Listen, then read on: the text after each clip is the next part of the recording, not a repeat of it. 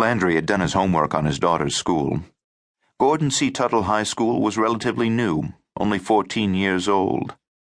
In that time, the population in this area had boomed, and the administrative buildings of the school had been expanded beyond its original boundaries. He had the blueprints, and so he knew that security was housed in an annex across the street. Landry drove the half-block down to the school's maintenance yard and parked in the lot with the other personnel vehicles. He reached into the back for the jumpsuit and ball cap he always carried with him, as well as a pair of wire-rimmed eyeglasses and a lanyard with a generic card bearing the name John Anderson, instant janitor. He changed his footwear. One was a typical work boot. The other was an orthopedic boot, the kind a person would wear after surgery. He rummaged around in his toolbox for a cordless drill. He had two, and broke the drill down until it exposed the electric armature. He pulled the magnets from the armature and used a hammer to bust them into a powder. He poured the resulting magnetic dust into a rag, folded the rag carefully, and put it in his coverall pocket. Doing all this kept him from thinking about Kristal's terror and Luke's death. Landry didn't know how he could have reacted any faster, but if he'd been able to, Luke might still be alive. Could've, would've, should've. There was no point in going down that road. Stay in the moment, formulate a plan, check it twice, and hold on to your sanity. Landry closed up the van and entered the building. He glanced around for the security room. There was a knot of people, some of them police, outside the administrative offices. He could hear the crackle of their radios. Listening carefully, he learned that the parking lot where the shooting had happened, the crime scene, had been secured.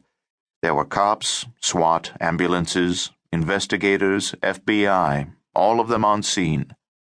The parents were to gather in the auditorium on campus where they could meet their sons and daughters, the ones who were alive, anyway. He wondered if Cindy was there yet, if she had met up with their daughter.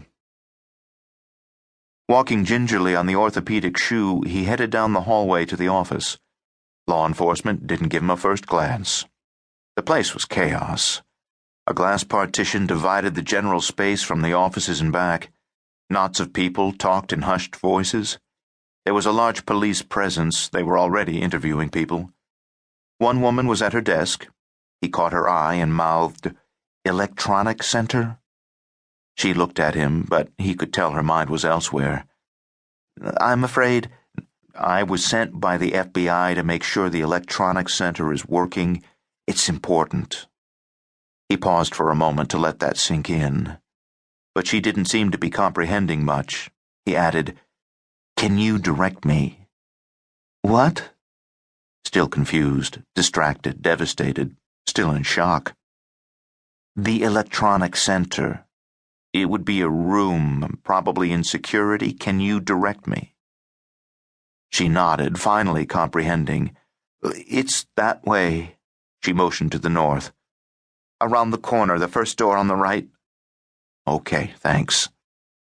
As he walked past, she asked, "Are you with the FBI?" "My company is the subcontractor."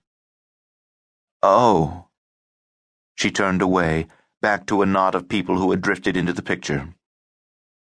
He limped his way around the corner and found the room.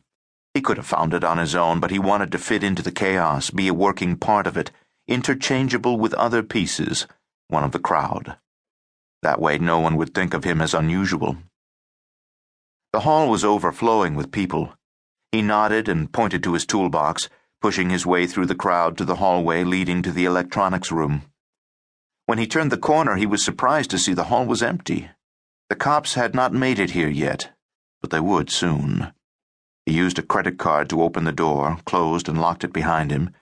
He had 3 minutes to do what he needed to do. First things first, use a pair of locking pliers to clamp the door dampener above his head. This would prevent anyone, key or no key, from opening the door. Outside he could hear babble, movement. An individual voice. They were on their way. He located the security camera box and realized pretty quickly that all he'd